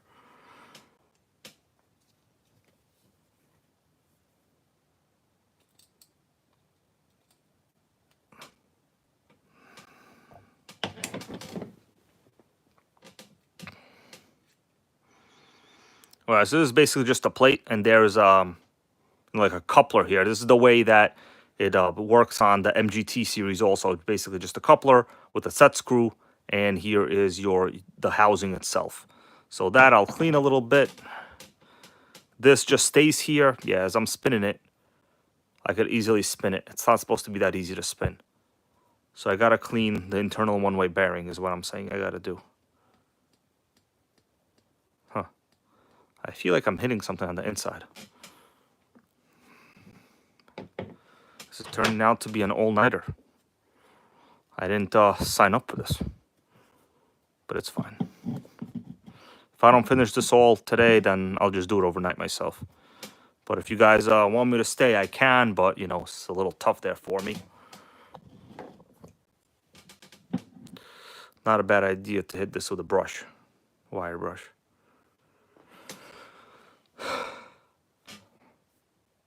It's 10 o'clock. I don't think I'm going to finish this.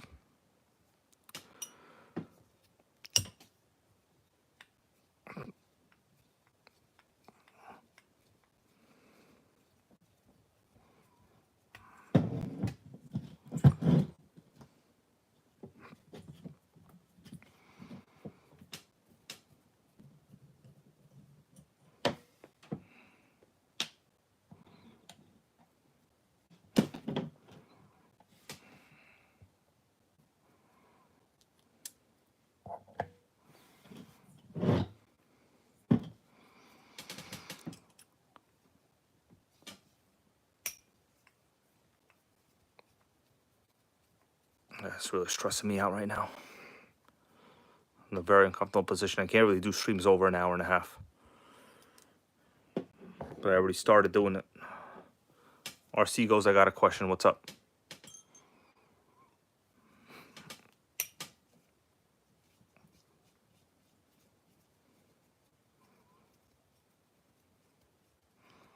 This might have been too much of a task for just one stream, to be honest with you.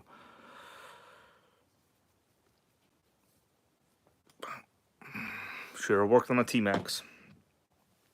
I knew it. Should have worked on a T-Max.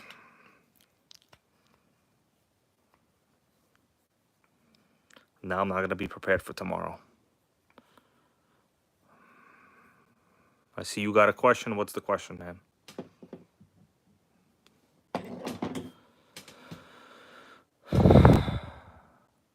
So RT Adventures goes, when did they start adding the X?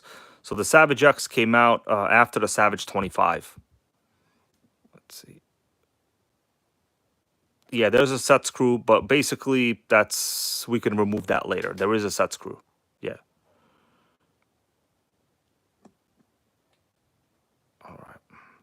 So the engine is very, very nice inside. I'm going to put this to the side. It's clean. Nothing wrong with the engine. That engine has very good compression. This part has the internal one-way bearing. So yeah, I'm going to have to pop this shaft off.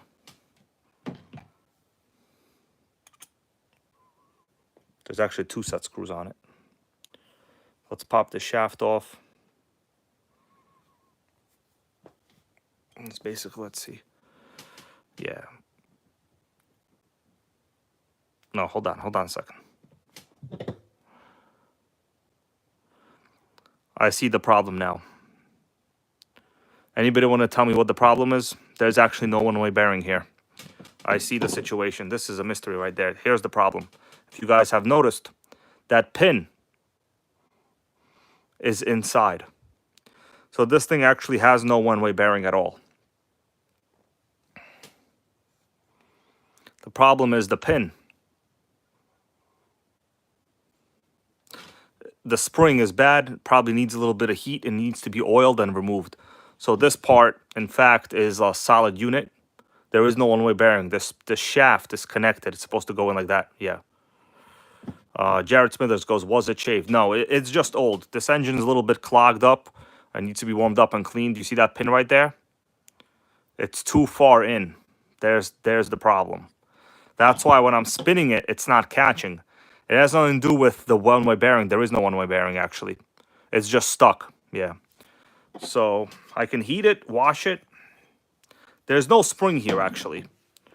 So basically what happens is that part's supposed to contact. The spring should be fine. This part is just stuck. All right, well, this is really difficult to do right now. I need to heat this up and then get it out. I don't have my heat gun right now. Yeah, I'm gonna do that right now. Let's get a heat gun. All right, Terra Cura goes, did I run this engine that much? No, I didn't. But the thing is, as I said, I haven't ran it in a long time. And this is the reason why it's probably seized like now, like this. So what we'll do, problem is I can't really assemble these parts on right now. They're too dirty. Let me switch over to this view. Let me go get a heat gun, guys, okay?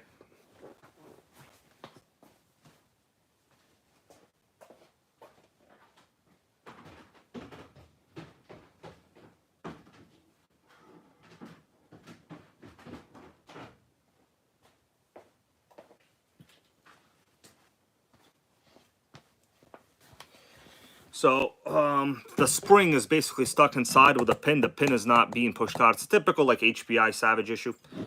I've never really seen a system like this without a one-way bearing. So what I'll do, I'm gonna have to clean it a little bit. I don't want to get my hands are dirty, right? So that's why I always have the wipes. Yeah, it's just gummed up. It's no big deal. It should be repairable. It's a matter of how motivated I am to repair it right now. I'm gonna clean this up a little bit. I'll do a little heat. It should come out.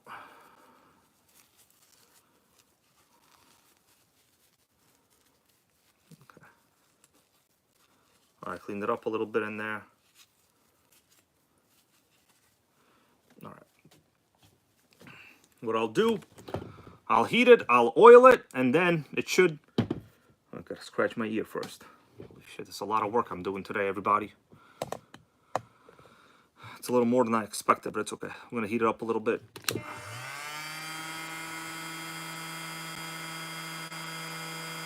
Yeah, Nitro and Electric RC go, sometimes the spring loses its tension. That could also be it, but I'm thinking it's just gummed up. It hasn't ran in a while. It needs to get warmed up. I think the spring will pop out in a little bit. I just need it to move a little bit. I'll oil the groove that it's in, the slot, and it should be okay. Oh, I think I see it moving a little bit already, actually. I think I already see it a little moving there. It's popping out on its own right now. Guys, the spring is almost out.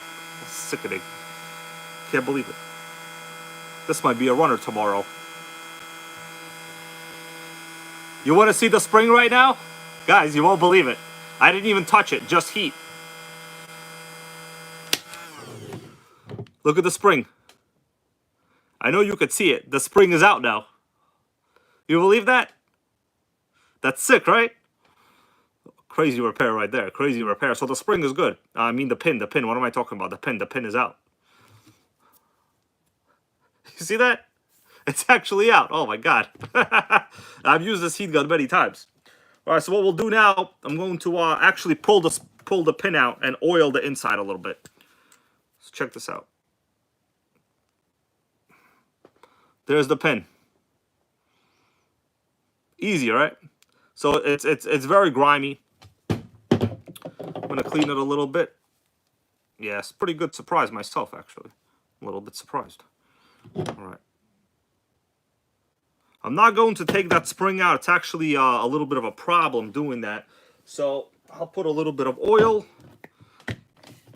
inside there. Guys, major repair just went down. We thought we had a problem, but the fact is you can't kill a nitro. You know, I feel invigorated now. Melissa, we getting tacos later? All right. Put a little bit of oil in there. Inside the engine as well to coat the bearings. All right. So I'll spin it over. Yeah, the compression is very, very good. Now that it spins over beautifully like that. Nice. Got a question from Eric's RCs. Where can I get the shirt? This is just like an Amazon shirt. It's not my own design. All right, so it's spinning over. Nice and loose in there. Let's put the pin back in. I'm just going to put it in slowly. All right, make sure it moves. Yeah, it's moving. You guys want to see the spring move? I know you want to see it move. I'm honestly a little bit amazed at this repair right there, okay? But I got to wash the rest of the parts. Can't really put them back yet. Let me show you close up with a different view. Check that out. Look at the spring right now. It's beautiful, right? I'm going to compress it just for your viewer pleasure. Comes out perfectly. This part is a little magnetic. I got to be careful with it. But it comes out. Check that out.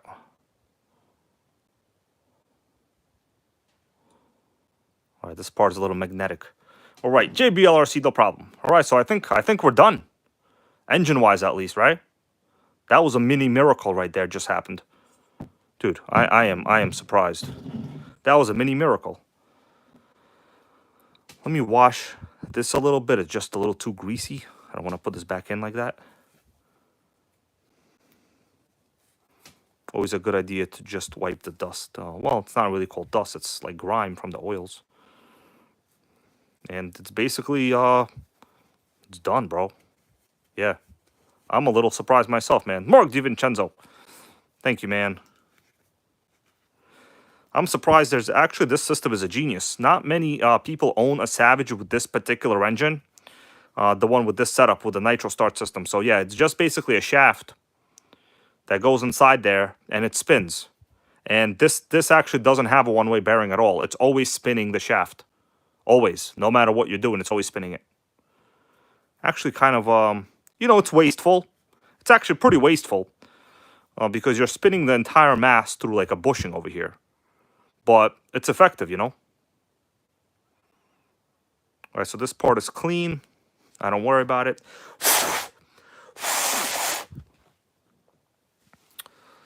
Let's put this back, huh? You guys ready to put this back? We could see right away if it spins over. Put it back or what? Come on, tell me what you want. Like that song from who sang that song? Something with "You Really Really Want." But I think it was don't remember who. All right, gonna insert this in. It should fit this way. I just got to make sure the pin doesn't fall out on its own now. All right. Okay. We got positive contact. I just felt positive contact, everybody. Apollo 14's taken off. Let me put these screws back in. Then I can test it out.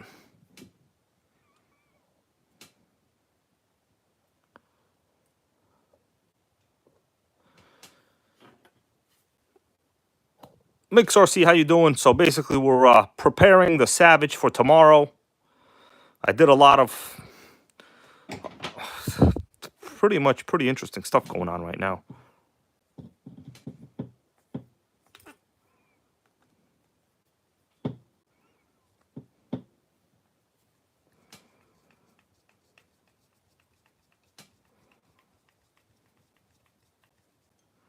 Not all the way, just a little bit.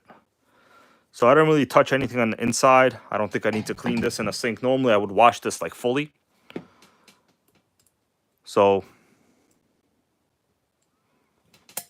damn it.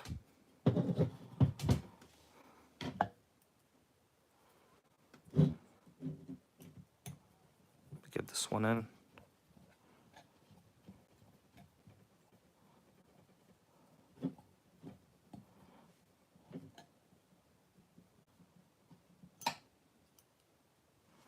And I'm actually surprised this was you know what? I think I love this engine.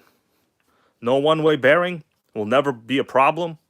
Great compression. Vintage Nitro World, what's going on? Yeah, we're working on a Savage right now. Just took it apart.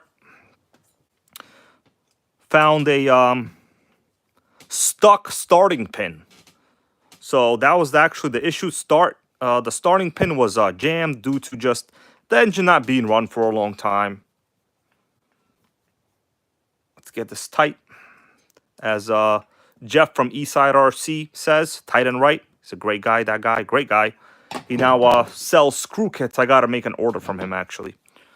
It's always great to support people in the hobby. Okay, let me see. Oh, sickening. I could see the thing moving now. Watch this. I'm going to move the shaft. Watch the flywheel. Watch the flywheel. It's a spinner. It's ready to rumble tomorrow. It's a spinner.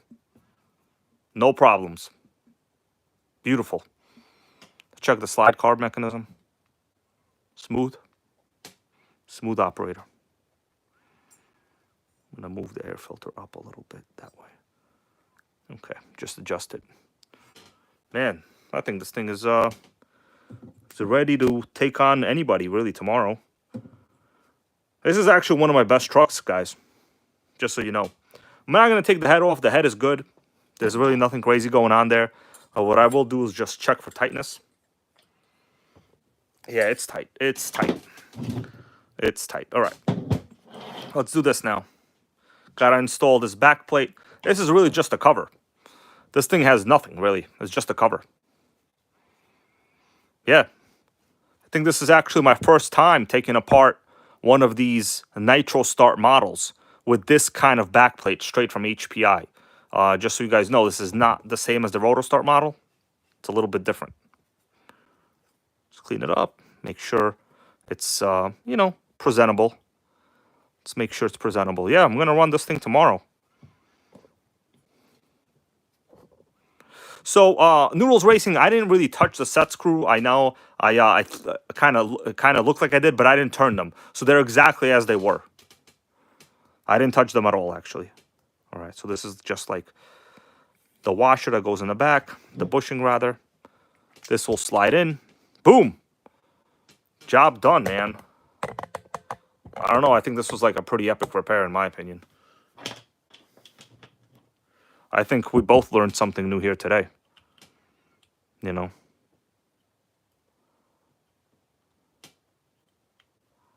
What do you guys think? Anybody ever saw an engine like this before? HPI Nitro Start setup without a one-way bearing. It's just directly connected to a shaft. And that's it. Honestly, it's a great system. Probably not awesome for, you know, power losses. But it's fine. I like it. Raw RC goes, how you doing? He goes, I have 9 of them. Well, man, we appreciate you being here and having many of these because that means you're making them great as well, you know? All right, Pitbull Air Cool, bro. Yes, almost ready to rip. That will be the case tomorrow. Now, if I had a little bit of spare time, I probably would clean this up with a wire brush. I don't know, I could probably break out a wire brush right now. Nothing's stopping me. It's Saturday night, you know?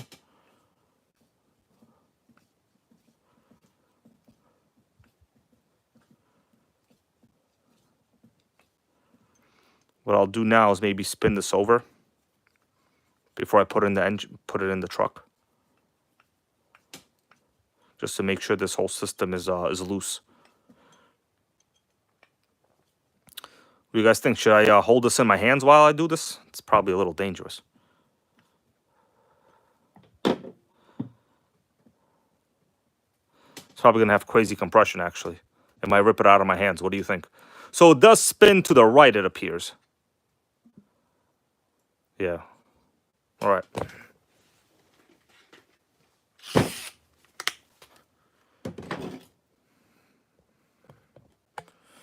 All right, everybody. I'm going to try to spin it over. I'm going to hold it. I think I should be okay. Should probably undo the plug a little bit. I'll undo the plug just to... Of course, this thing doesn't reach the plug. Never fails. Ugh. Damn, that is tight in there.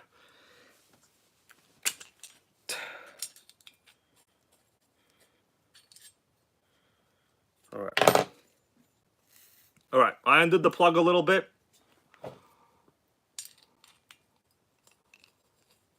so we could spin it over just to see if it spins over, right?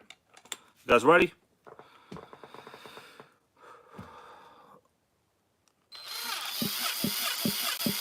Sickening. Look at that. We fixed the nitro today. I'm gonna put the plug back in later.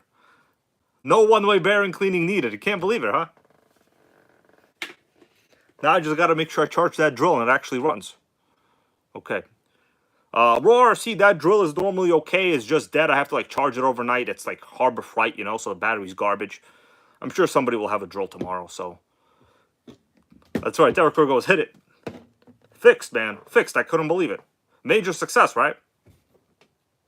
I do hate this right here, though. But like, it'll be fine. Let's assemble it back in. Well, I'm gonna be here till like freaking tomorrow night. All right. So we got a new clutch bearings installed. Yeah, this engine actually went through a major overhaul. 2 new clutch bearings installed, checked. You know, case cleaned a little bit. Pretty sickening, you know, in my opinion. This is going to be a runner tomorrow.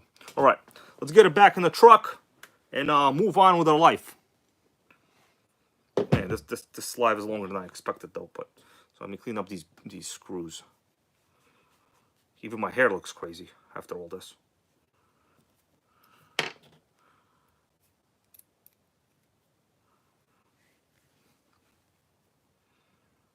And I should be editing tomorrow's video. Instead, I'm out here doing this, but it's okay. Gotta get done, you know. Appreciate you guys being here. Tomorrow, the RC track, if I do a live, probably not, though. You'll know the nitro that I'm running, right?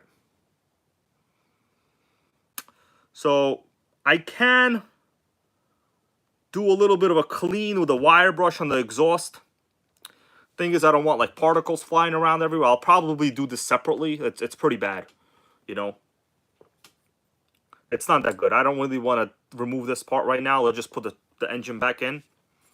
Otherwise, the truck is fairly clean. There's nothing crazy with it. Right, everybody. Let's get to business, you know.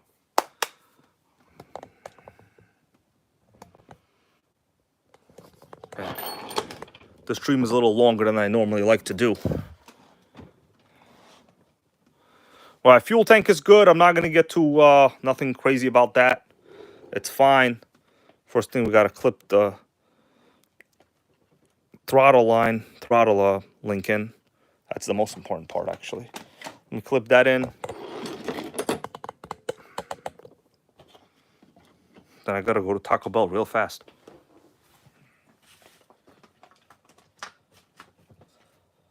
Yeah, this is pretty much easier to do with the fuel tank out. But once it's in, it's in. Whatever, guys. I'm just going to clip it in, okay? Just take my word for it. It's clipped. Ugh! Damn, that's tough to clip it in. That is tough.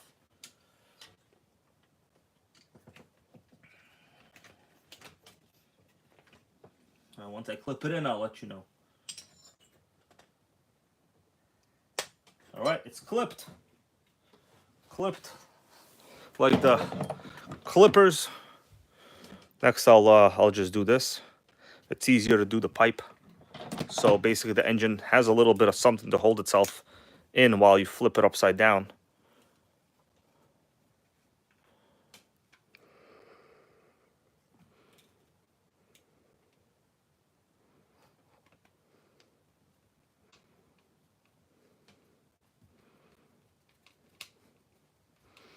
Yeah, some pretty sickening repairs, I gotta say, man. I didn't think it was gonna go this deep today, but it went pretty deep. So fuel line, you know what I'm gonna do? I'm gonna cut a little piece of this fuel line. It's just too long, and it's kind of frayed here at the end. So we don't need that much to increase some of the ability of the fuel line to hold itself. I just cut it. It's already too long to begin with, really. All right, now the fuel line sticks pretty good. Pressure line.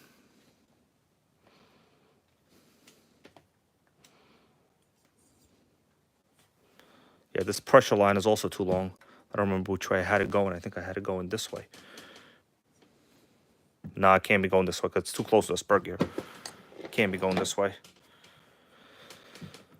So this for sure has to go, I think I had it going like this way.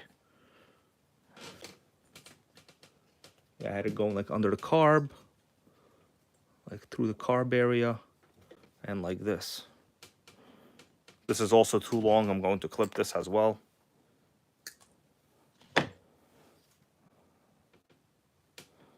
And this is original HPI fuel line as well, the gray stuff.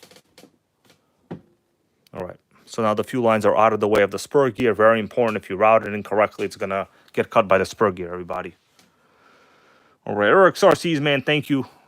If you can, get us to over 100 likes. I mean, it won't really change my life or anyone else's life, but, you know, maybe the YouTube algorithm will help recommend my videos, and maybe one day we'll get to 100K if we're lucky. I personally don't think I have what it takes to get a 100K channel. I know some other, you know, creators out there are really full of themselves. They think they deserve everything and anything, but the reality is you got to take a look at yourself. Do you really have the type of content to hit over 100K? Do you have the motivation, the drive, the ideas to be at that level? I honestly don't think I do. But I do what I can, and that's why we're here today. Because that's all I can do. Oh, you know what? I wanted to try this head protector. The 3D printed head protector. But it's not very good. It's literally the worst head protector I've ever printed. Out of all of them. I used the incorrect layer height on this, or in the temperature to print it. Plus, like, this design is bad. It's just not the good design. Morg DiVincenzo, thank you, man. I try to do a good job, but, you know, the reality is, to have a 100+K channel, you basically have to make it your job, right? Like, for me, it's not my job. I appreciate, like, the channel support, the donations I get and stuff like that, the channel members. But other than that, you know, it's basically that's it. In terms of, I do it because it's a passion, a hobby of mine. But the reality is the 100+K channels, they do it because it's a business. Yeah, this thing don't fit. It don't fit. There you go. It was a poor design. I'm going to learn to design it myself and make us all freaking cheap head protectors, okay? Some jerk that designed it didn't even design it correctly. Unbelievable. I mean, guy had one job. Take your design and test it on a car. You know what I mean? Just test it. Why don't people test things these days? And I could say that. Like, when the USA 1 was released, it's like the people that, you know, designed the USA 1 didn't even take it outside to test whether the damn transmission shifts. Same thing with the original Savage XL.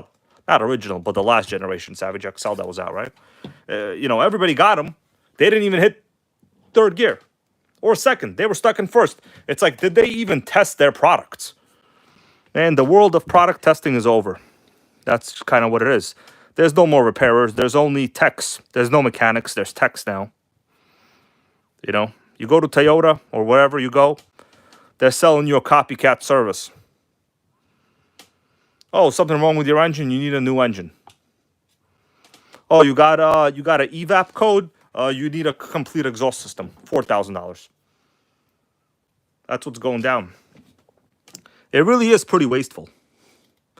I know we could all joke about it, but the reality is everyone's paying for that in the long run.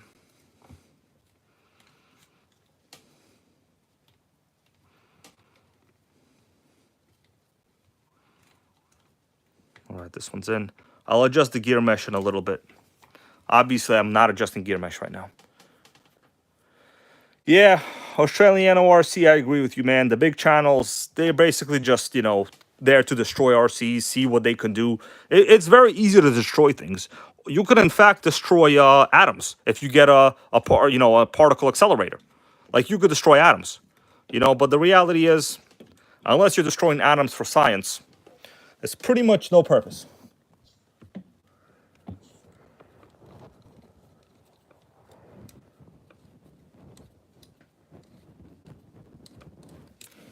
You know, I try to run my RCs to their limit And that's it. Not even close to their limit, really. Just that there's no point. There's always someone out there doing it for you, so why should I be the one trying to kill him? You know? Let me check the gear mesh. Gear mesh is very good. I got it on point the first time. Pretty much I could already feel gear mesh. I sleep, eat, and drink gear mesh now. Let me look at it. Gear mesh is very good. I'm going to leave it how it is. The gear mesh is perfect. I see it right now. It's spinning. We got full drive. We got no problemo, amigo. So this is actually supposed to be this way. I had the fuel line incorrect. All right.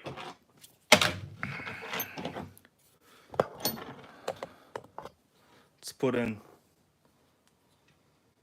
What I should have done is remembered where I had the body post. Don't remember where I had the body post. Well, guys, that's it. Savage repaired. We got ourselves a runner for tomorrow. This wasn't really a piece of cake. Everything I did hit me with a roadblock. But Nitro Gang cannot be stopped, okay? Doesn't matter how many Traxxas Max copies they release. It doesn't matter how many S's and X Max takes. At the end of the day, this is a truck with no one-way bearing, and it's quite freaking sickening, in my opinion. So, guys, if you appreciate this video, give it a like if you can before we leave. And that's it.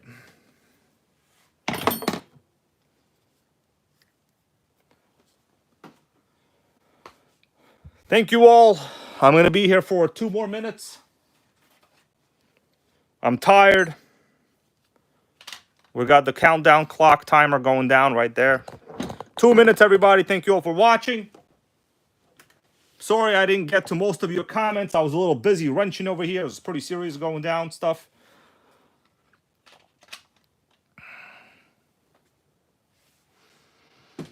Pandaphobia, thank you, man. Just Joe, thank you for that. 100% thumbs up. Sickening. Too bad. I had a situation with my camera. Now, tomorrow, I'm going to have to run a different camera, but that one actually kind of sucks. I don't like it at all. I do like the older Hero 8 camera. There are a couple of reasons why. I'm not really going to get into it, but this freaking sucks that this broke.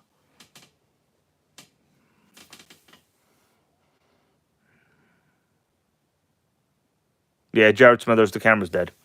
The lens. That's all right. I think tonight I'm going to 3D print an exhaust deflector. Melissa, go to the website and look up exhaust deflector. Overvolt everything. Thank you, man. I appreciate you guys, appreciating the content, right? And like I said, there's always going to be the bigger channels, but let me put it this way. No reason to hate on them or nothing like that. They deserve what they have, and that's what I'll say. They deserve what they have. Unfortunately, society is such that you have to kill X-Maxes or, you know, at like whatever. You just have to do it in order to get those clickbait reviews. That's just how it is, right? But hey, listen, we all have the option of doing that. That could be you, but it's not going to be me. Anyway, guys, you all have a great night. I'm going to go eat some ice cream.